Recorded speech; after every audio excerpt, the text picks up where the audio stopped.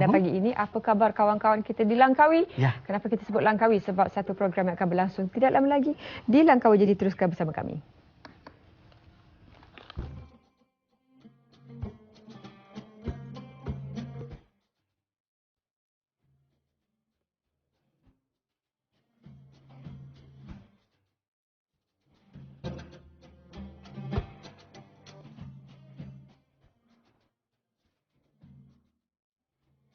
Negara Brunei Darussalam sangat terkenal dengan kekuatan falsafah negara oleh seluruh dunia berlandaskan falsafah negara, iaitu konsep MIB, Melayu Islam Beraja. Dengan konsep Melayu Islam Beraja ini jua, negara Brunei dapat membangun dengan masyarakat yang sihat dengan membekalkan keislaman yang murni.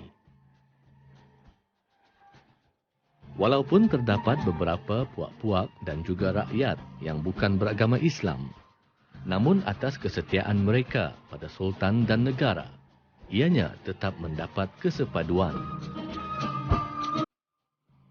Daripada mereka yang bukan beragama Islam ini, ada yang mendapat petunjuk dan hidayah dari Allah Subhanahu Wa Taala bahawa mereka ini memilih agama Islam sebagai agama mereka. Dan ini juga berkat falsafah Melayu Islam Beraja itu sendiri yang membentuk dan sebagai penentu calak kebrunaian serta berpegang teguh kepada agama Islam sebagai agama yang benar.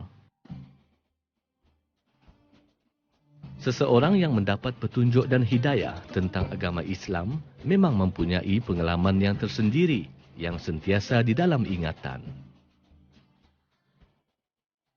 Bagi Awang Haji Muhammad Saleh, seorang mualaf yang telah mendapat petunjuk dan hidayah dari Allah Subhanahu Wa Taala, dan beliau telah memilih dan masuk agama Islam.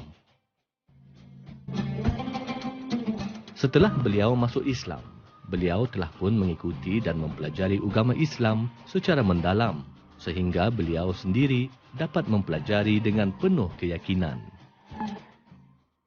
Beliau juga telah diberi kepercayaan dari pusat dakwah Islamiah untuk berdakwah dan menyebarkan agama Islam kepada puak-puak yang lain.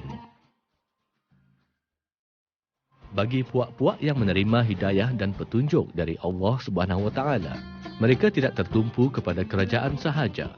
Malah mereka boleh datang kepada sesiapa sahaja, sama ada orang perseorangan, ahli-ahli masjid, dan mereka boleh mengadakan majlis pengislaman di rumah sendiri.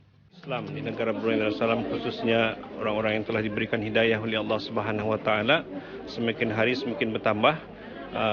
Nampak kepada kita ni bahawa dakwah itu telah ditanai oleh masyarakat kita di Brunei Darussalam, bukan saja secara individu tetapi secara masyarakat keseluruhannya. Di samping itu juga banyak di antara mereka-mereka yang memeluk agama Islam, khususnya orang luar, telah dipangku ataupun dikelola oleh orang kita ni.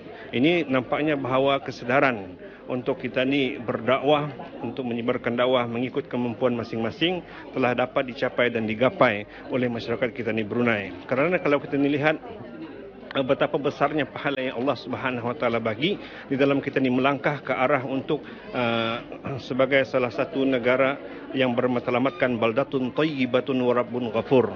Dan inilah salah satu daripada yang kita ni menagih keberkatan daripada Allah Subhanahu Wa Taala, kerana kesedaran untuk berdakwah itu bukan saja kepada agensi-agensi kerajaan tetapi orang-orang perseorangan untuk tampil ke hadapan sama-sama menanai dalam dakwah. Kerana itulah kita nampak kepada kita ni bahawa itu merupakan daripada keberkatan yang Allah Subhanahu Wa Taala bagi, walaupun negara kita ni damit tetapi mempunyai masyarakat yang penuh dengan kemantapan dari segi keimanan dan kesedaran di dalam untuk sama-sama mempertingkatkan ataupun meninggikan syiar Islam di negara kita ni Brunei Darussalam.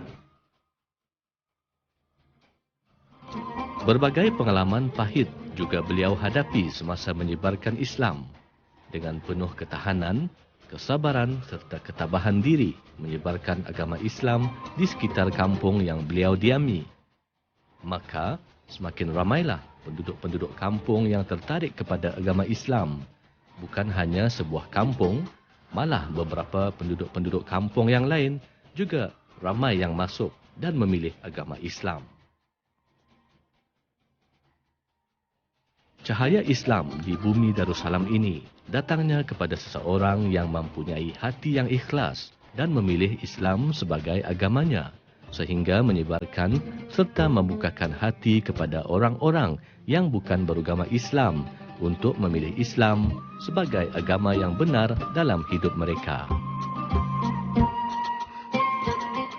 Negara Brunei Darussalam adalah dengan izin serta limpah kurnia Allah Subhanahu Wa Taala akan untuk selama-lamanya kekal menjadi sebuah negara Melayu Islam beraja yang merdeka, berdaulat dan demokratik bersendikan kepada ajaran-ajaran agama Islam menurut Ahli Sunnah wal Jamaah.